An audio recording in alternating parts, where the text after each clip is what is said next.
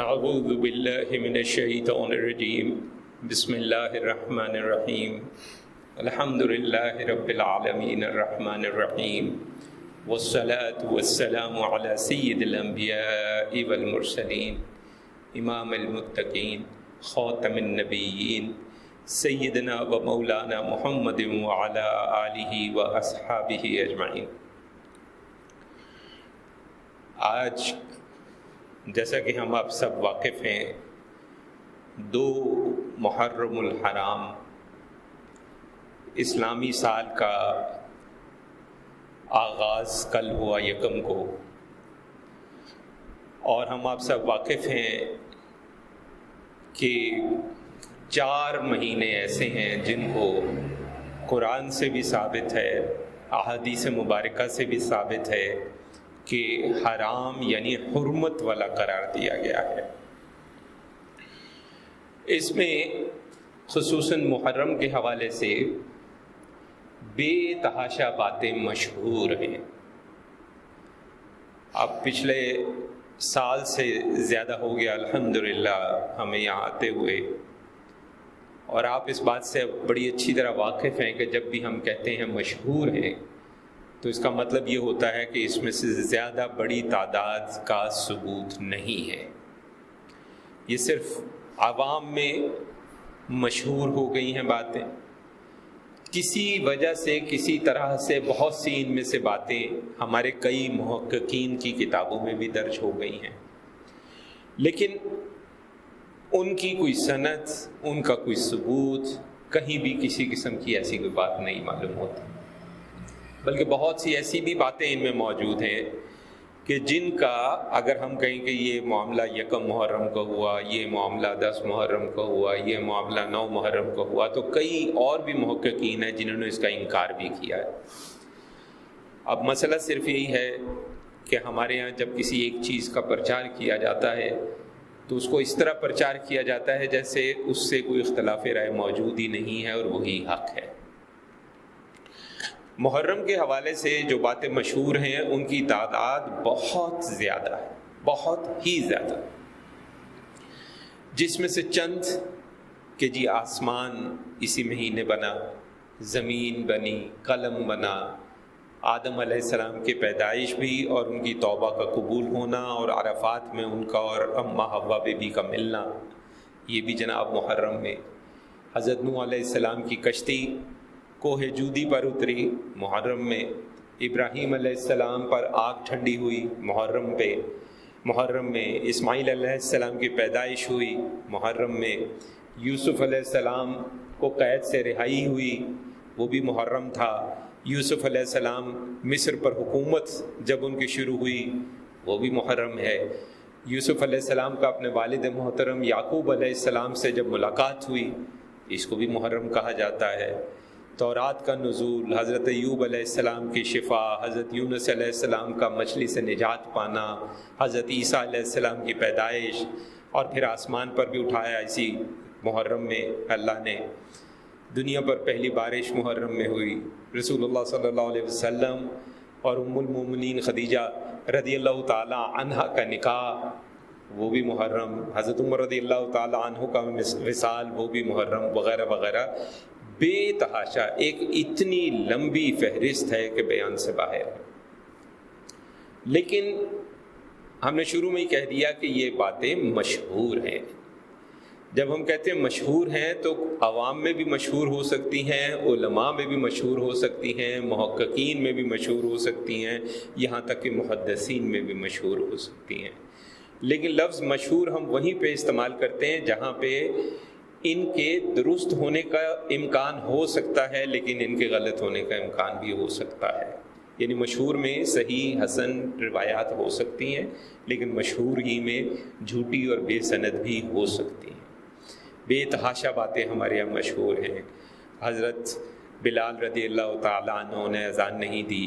سورج نہیں نکلا، اس کا کوئی ثبوت نہیں ہے سیرت النبی صلی اللہ علیہ وسلم میں۔ حضور اکرم صلی اللہ علیہ وسلم پر ایک بڑھیا کوڑا پھینکا کرتی تھی اور ایک دن اس نے نہیں پھینکا، اس واقعے کا کوئی ثبوت نہیں ہے سیرت النبی صلی اللہ علیہ وسلم، بلکہ ہماری ایک عزیز علامہ جامی صاحب اللہ تعالیٰ ان کو اجر دے، ایک دفعہ ہم نے ان سے کہا کہ اس کا کوئی حوالہ نہیں ہے، تو انہوں نے ہمیں کہا جناب حوالہ موجود ہے. تو ہم نے کہا اچھا حوالہ موجود ہے تو ہمیں بتائیں. کہنے لگے اس کا حوالہ ہے تیسری جماعت کی اسلامیات کی کتاب. اور پھر وہ بھی ہنسنے لگے اور ہم بھی ہنسنے لگے.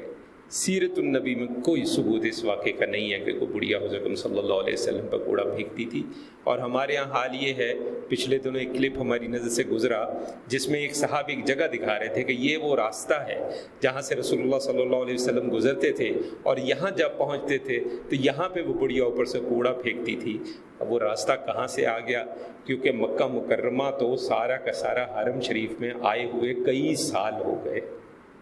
اب تو مکہ مکرمہ اور مدینہ منورہ جو مسجد الحرام ہے پورا شہر تقریباً اس کے اندر آ چکا ہے. اب وہ راستے ان کو کہاں سے نظر آ گئے، وہ پہاڑی ان کو کہاں مل گئی، وہ کہاں پہ ان کو وہ بڑھیا کا گھر نظر آ گیا، اب اللہ ہی بہتر جانتا ہے. اور عوام بیچاری ہماری عقیدت کی ماری وہ ایسی باتوں سے اتنی متاثر ہوتی ہے، اور پھر نیچے واہ واہ سبحان اللہ اور فلاں زندہ باد اور فلاں پائندہ باد، آپ کو پتہ ہے کہ جس طرح پھر ہوتا ہے. تو اس ساری فہرست میں صحیح معنوں میں اگر دیکھیں تو 2 3 4 باتیں ہیں جن کا ثبوت موجود ہے، باقی کسی بات کا کوئی ثبوت موجود نہیں ہے. یعنی وہ درست ہو بھی سکتی ہے لیکن غلط بھی ہو سکتی ہے کیونکہ بے سند ہے. لیکن ایک چیز ذہن میں رکھیں کہ ان واقعات کو سامنے نہ بھی رکھا جائے تو یہ مہینہ بہت مبارک بھی ہے. یہ درست ہے کہ اس مہینے میں ایک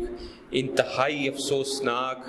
اور تکلیف دہ واقعہ کربلا کا ہوا 10 محرم الحرام کو. اس پہ ہم انشاءاللہ اگلی نشستوں میں، اس مہینے میں باقی جو نشستیں اس پہ ہم کربلا کے حوالے سے بھی کچھ گفتگو کریں گے، تاکہ جو غلط فہمیاں پھیلائی جا رہی ہیں خامخواہ اور ہمارے بچوں کے ذہن جو ہیں ان کو جو ہے وہ گمراہ کیا جا رہا ہے، ان کا سدباب کچھ نہ کچھ تو ہم کر سکیں. تو سب سے پہلے تو ذہن میں رکھیں کہ قرآن مجید ہی میں بڑا واضح طور پہ کہا گیا ہے کہ اللہ تعالیٰ کے نزدیک جو مہینوں کی تعداد ہے وہ 12 ہے، اور یہ بات اس کی کتاب میں یعنی اللہ کی کتاب کے اندر اسی روز لکھ دی گئی تھی جب اس نے آسمان کو پیدا کیا تھا اور جب اس نے زمین کو پیدا کیا تھا. اور ان میں سے 4 مہینے ادب والے ہیں، حرمت والے ہیں، یہ قرآن کہتا ہے. اچھا، اب یہ جو 4 مہینے ہیں یہ ہم آپ سب جانتے ہیں، اس میں سے 3 مہینے اکٹھے ہیں، ذوالحج، ذیقعد، ذوالحج اور محرم. اس کی ایک وجہ یہ بھی بیان کی جاتی ہے کہ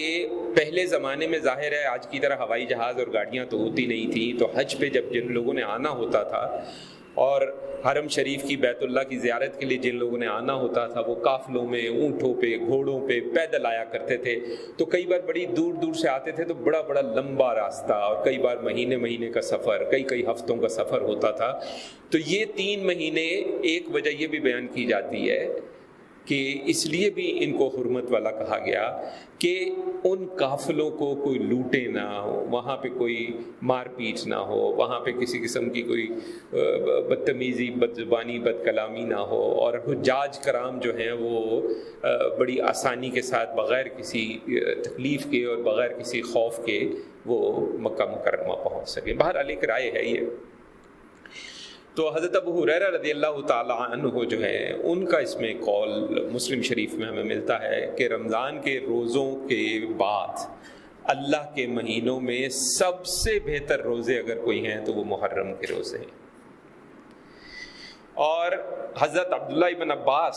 رضی اللہ تعالی عنہ سے یہ ہمیں پتہ چلتا ہے، یہ بھی مسلم شریف میں حدیث موجود ہے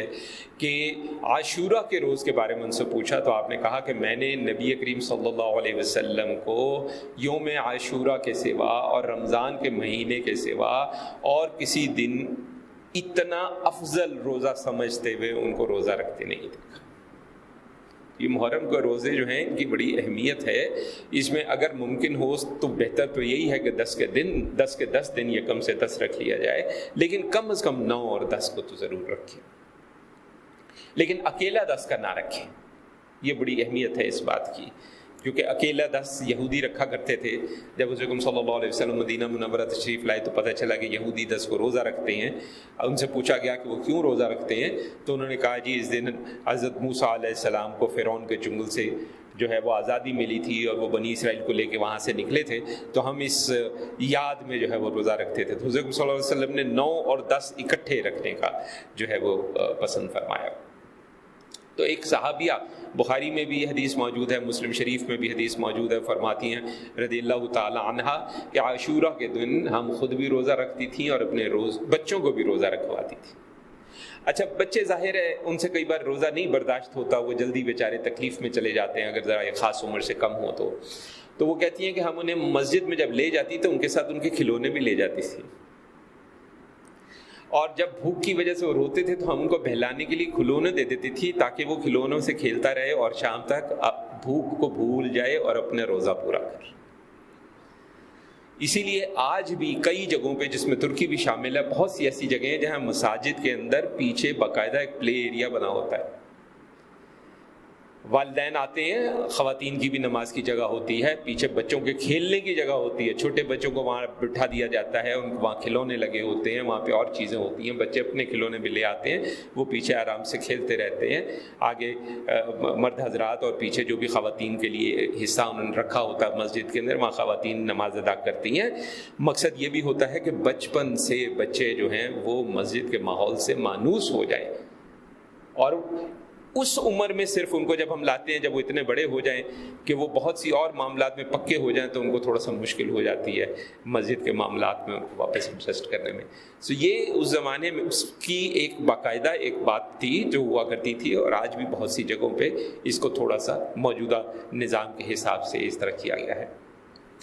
تو یہ جو 9 اور 10 کی بات ہے, اس حوالے سے عبداللہ بن عباس رضی اللہ تعالی عنہ کی روایت موجود ہے کہ رسول اللہ صلی اللہ علیہ وسلم نے فرمایا کہ عاشورہ کے دن کا روزہ رکھو لیکن یہود کی مخالفت بھی کرو, لہٰذا پہلے ایک دن کا روزہ یا بعد کے ایک دن کا روزہ رکھ لو, یعنی 9 اور 10 کر لیں یا 10 اور 11 کر لیں.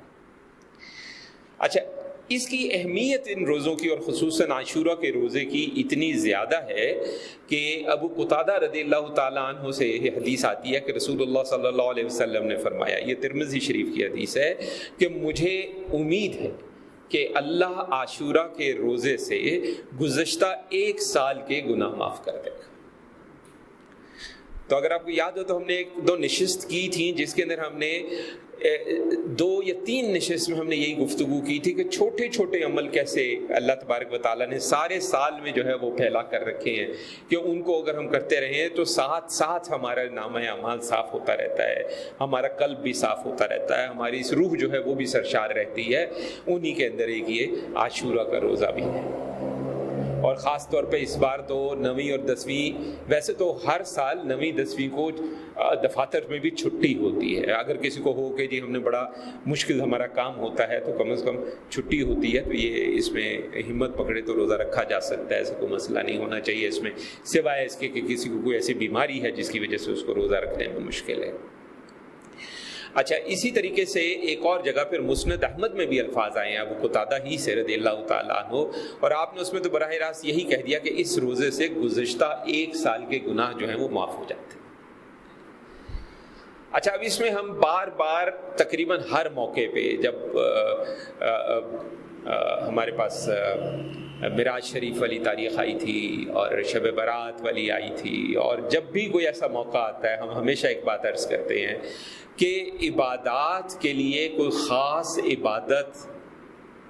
احادیث مبارکہ سے, یہ قرآن سے ان معاملات میں ہمارے پاس نہیں ہے. ہم جو چاہیں کر سکتے ہیں, ہم نوافل پڑھیں, ہم قرآن پڑھیں, ہم ذکر کریں, ہم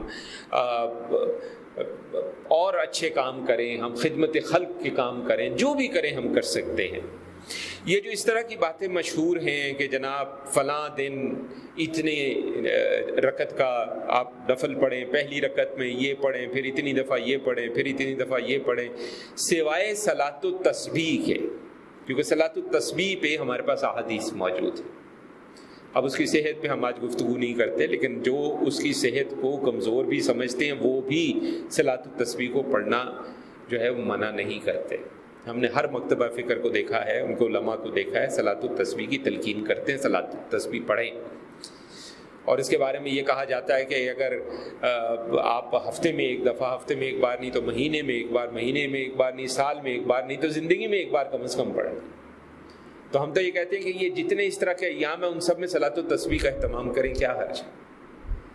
اگر ہمیں اسی طرح پڑھنا ہے کہ یہ اس میں جناب اتنی دفعہ یہ پڑھیں، اتنی دفعہ یہ پڑھیں، تو صلاۃ التسبیح جو ہے وہ تو حدیث موجود ہیں، چاہے اس میں کوئی ضعیف کی الزام لگائے، حدیث تو موجود ہے. باقی یہ بھی ذہن میں رکھیں کہ اگر کچھ اور بھی پڑھنا چاہیں، ہم اس سے انکار نہیں کر رہے، ہم صرف یہ کہہ رہے ہیں کہ اس کے ساتھ جو وعدے کیے جاتے ہیں کہ اس سے یہ ہوگا، یہ ہوگا، یہ ہوگا، وہ اگر قرآن یا حدیث سے ثابت نہیں ہے تو وہ مستند بات نہیں. ہم خود بھی جب پڑھتے ہیں تو 2 نفل اکثر پڑھتے ہیں، جس کے اندر ہم سورہ الاخلاص ہر رکعت کے اندر 11 بار پڑھتے ہیں، لیکن ہم نے کبھی یہ نہیں کہا کہ یہ پڑھو گے تو آپ کو اتنے سال کا یہ مل جائے گا اور اتنے سال کا یہ مل جائے گا اور ایسے ہو جائے گا ویسے ہو جائے گا، کیونکہ یہ بات حدیث میں نہیں ہے. کچھ مشائخ کی کتابوں میں یہ چیزیں ملتی ضرور ہیں، لیکن ایک بات ذہن میں رکھیں کہ مشائخ کی کتابوں میں قرآن کے علاوہ کون سی کتاب ہے جس کے بارے میں آپ یقین سے کہہ سکتے ہیں کہ اس میں کوئی تحریف نہ ہوئی ہو؟ پہلی بات. دوسری بات، مشائخ کی بہت سی کتابوں میں بہت سی چیزیں کشفی بنیاد پر ہوتی ہیں. کشفی بنیاد ہم تسلیم کرتے ہیں، لیکن شریعت میں حجت کوئی مکتبہ فکر نہیں مانتا. آپ کسی بھی مکتبہ فکر کے عالم دین کو اٹھا کے دیکھ لیجیے، کسی مستند بڑے عالم دین سے پوچھ لیجئے، وہ یہی کہے گا کہ کشف کی بنیاد پہ کوئی عبادت حجت نہیں ہے. کرنا چاہیے، ہم انکار نہیں کرتے، بسم اللہ پڑھیں. کیا ہے 11 دفعہ سورہ اخلاص ہی پڑھنے کو کہا ہے نا، قرآن ہی پڑھ رہے ہیں، کچھ اور تو نہیں پڑھ رہے. یا کسی نے کہا جی اس میں 1 دفعہ یہ والی صورت پڑھیں، پھر 2 دفعہ یہ پڑھیں، پھر 11 دفعہ وہ پڑھیں، پھر کوئی 6 دفعہ وہ پڑھیں، تو پڑھ لیں، کوئی بات نہیں، اس پہ تو کوئی اختلاف نہیں ہم کر رہے ہیں. ہم تو صرف یہ کہہ رہے ہیں کہ اس کے ساتھ کوئی وعدے نہ لگائیں، کیونکہ وہ وعدے قرآن میں نہیں ہیں اور حدیث میں نہیں ہیں. بس یہ ہم کہہ رہے ہیں اور کچھ نہیں. تو خاص وظیفے، خاص دعائیں، خاص قسم کے نوافل، ایسی کوئی چیز جو ہے وہ موجود نہیں ہے کہیں پہ بھی. اور اس پہ تو ملا علی قاری رحمۃ اللہ علیہ الحنفی، جو کہ ہمارے محدثین میں ایک بہت بڑا نام ہے، انہوں نے تو یہاں تک کیا کہ ایک کتاب لکھی اور اس کتاب میں ایسی تمام من گھڑت، کمزور ترین، جھوٹی ساری روایتیں اکٹھی کر دیں تاکہ لوگوں کو پتہ چل جائے کہ یہ سب روایتیں من گھڑت ہیں. اب مسئلہ صرف یہ ہے کہ ہم اپنے ہی ائمہ اور اپنے ہی محققین کی کتابیں پڑھنے سے پیچھے ہٹ گئے ہیں اور ہم سنا کر جو ہے وہ اپنے دین کو لے کر چل رہے ہیں. تحقیق کرنا بڑا ضروری ہے. اس کو چھوڑیں، ہر مکتبہ فکر کے اکابرین کو لے لیں آپ. ہر مکتبہ فکر کا کوئی امام ہے، کوئی بانی ہے، کوئی اکابرین ہیں، آپ ان کی کتابیں اٹھا کے دیکھ لیجئے. آپ کو ان کی کتابوں میں ایسی چیزیں مل جائیں گی کہ اگر ہم ان کا نام نہ لیں کہ یہ انہوں نے کہا ہے تو آپ ہمیں اٹھا کے تو مارنا شروع کر دیں. ایک دفعہ ہمارے یہاں ایک نعت بڑے زور و شور سے پڑھی جاتی ہے، یا نبی دیکھا یہ جلوہ آپ کی نالین کا، عرش نے چوما ہے تلوہ آپ کی نالین کا. ملفوظات اعلیٰ حضرت کتاب آج بھی پڑھی ہوئی ہے دعوت اسلامی کی سائٹ پہ. ان کا تذکرہ اس لیے میں کر رہا ہوں کہ زیادہ تر چونکہ ہمارے جو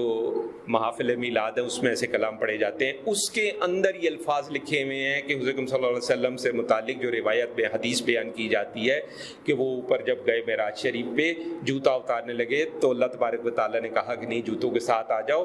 اس ملفوظات اعلیٰ حضرت میں لکھا ہوا ہے کہ یہ حدیث باطل ہے. نعت خاں بیچارے، ہم دعا کرتے ہیں کہ تھوڑا سا علم کی طرف آئیں، اور اس طرح کی بے تحاشا مثالیں دی جا سکتی ہیں. ہر مکتبہ فکر کے اکابرین نے، ان کے بانی حضرات نے ایسی کتابیں لکھی ہیں جس کے اندر انہوں نے باقاعدہ نشاندہی کی ہے کہ کون کون سی روایتیں جو ہیں وہ جھوٹی ہیں، کون کون سی کمزور ہیں، کون کون سی صحیح ہیں. انہوں نے یہ بھی لکھا ہے کہ یہ روایت فرض کریں فلاں لوگ کمزور سمجھتے ہیں لیکن ہم لوگ اس کو درست سمجھتے ہیں اور اس وجہ سے درست سمجھتے ہیں. اس قسم کی تحقیق بہت ضروری ہے. ٹھیک ہے عوام کا کام نہیں ہے لیکن علماء کا کام ضرور ہے. علماء جو ہے آج کے دور کے بڑے علماء کی کتب بھی پڑھیں، لیکن ہمارے ائمہ جو ہیں ان کی کتب بھی پڑھیں. اگر فقہ الحنفیہ ہی کی بات کرنی ہے تو آپ امام شافعی کی فتاویٰ کو بھی دیکھیں. صرف آج کے فتاوی کو نہ دیکھیں۔ اسی طریقے سے اگر آپ نے عقیدے پہ بات کرنی ہے تو آپ امام الاشعری کو بھی پڑھیں، امام الطحاوی کو بھی پڑھیں، امام النصفی کو بھی پڑھیں۔ اسی طرح اور بھی معاملات ہیں، حدیث پہ آپ نے بات کرنی ہے، اگر آپ مکتبہ فکر اور فقہی رجحان میں رہنا چاہتے ہیں تو امام طحاوی کی جو ہے وہ حدیث کی کتاب اسی کو پڑھیں۔ تو کہنے کا مطلب یہ ہے کہ اپنے، ہم یہ نہیں کہتے کہ آپ ایک اس طرح کا معاملہ پکڑ لیں جیسے ہمارے یہاں کچھ گروہ کرتے ہیں، یہ غلط وہ غلط، ایسے نہیں ویسے نہیں، ہم وہ نہیں کہہ رہے، ہم صرف یہ کہہ رہے ہیں کہ ہمارے علماء کو چاہیے، اور کچھ علماء یہ کام کر بھی رہے ہیں۔ ہمیں ابھی ایسی کچھ کتابیں آج کے دور کے علماء کی مل رہی ہیں، ابھی پچھلے دنوں 2 کتابیں ہماری نظر سے گزری جن کو ہم نے دیکھا، ہم حیران رہ گئے کہ آج کے دور میں کوئی عالم دین اتنی ضرورت بھی کر سکتا ہے، اور جس مکتبہ فکر سے ان کا تعلق ہے ہم اور بھی حیران رہ گئے کہ اس مکتبہ فکر کا عالم یہ ضرورت کیسے کر سکتا ہے۔ تو اب لوگ کچھ کر رہے ہیں، ایسی بات نہیں، لیکن یہ ہے کہ ہمیں محتاط رہنے کی ضرورت ہے۔ آپ عبادت کریں، خالی 2 دن نہیں، چلے روزے 2 دن رکھ لیں، 9 اور 10 کو، اگر پورا ہفتہ نہیں رکھ سکتے، 10 دن نہیں رکھ سکتے، لیکن باقی دنوں میں کم از کم اچھے کام کثرت سے کریں۔ ایک بزرگ کا قول ہماری نظر سے گزرا جس میں انہوں نے کہا کہ اس کے اندر اول تو بطور مسلمان جن چیزوں سے اللہ نے، اللہ کے نبی صلی اللہ علیہ وسلم نے ہمیں منع کیا ہے، ساری عمر وہ کام سے ہمیں بچنا ہے، لیکن رمضان شریف اور یہ 10 دن تو ایسے ہیں کہ جس کے اندر بہت زیادہ زور لگانا ہے ہم نے کہ ہم سے کوتاہی میں بھی وہ کام نہ ہو جائے گا۔ گو کہ اللہ تبارک و تعالیٰ نے ہمیں دین میں یہ چیز ہمیں بتائی ہے، احادیث سے بھی پتہ چلتا ہے اور قرآن مجید سے بھی اشارہ ملتا ہے کہ جب انسان کسی اچھے کام کا ارادہ کرتا ہے، نیت کرتا ہے، تو اس کے لیے ثواب ہوتا ہے، اور جب کسی برائی کے لیے ارادہ کرتا ہے، نیت کرتا ہے، تو اس وقت اس کو گناہ نہیں ملتا، گناہ اس وقت ملتا ہے جب وہ کام کرتا ہے۔ لیکن اس کے باوجود ہمارے بزرگان دین علیہم الرحمہ نے یہاں تک تاکید کی کہ آپ کوشش کریں کہ برائی کا ارادہ بھی نہ ہو آپ سے، کہیں یہ نہ ہو کہ جن ایام میں ہم کہتے ہیں کہ ایک فرض کریں عمل کا اتنا ثواب ہے، تو یہ نہ ہو کہ انہی ایام میں ایک کوتاہی کا سزا میں بھی اتنے گناہ اضافہ ہو جائے۔ یعنی اگر آپ کہیں کہ یہاں پہ فلاں دن اگر ہم یہ کام کریں گے تو ہمیں 70 گنا فائدہ ہوگا، تو کہیں یہ نہ ہو کہ ہم گناہ کریں تو 70 گنا عذاب بھی ہو جائے، کیونکہ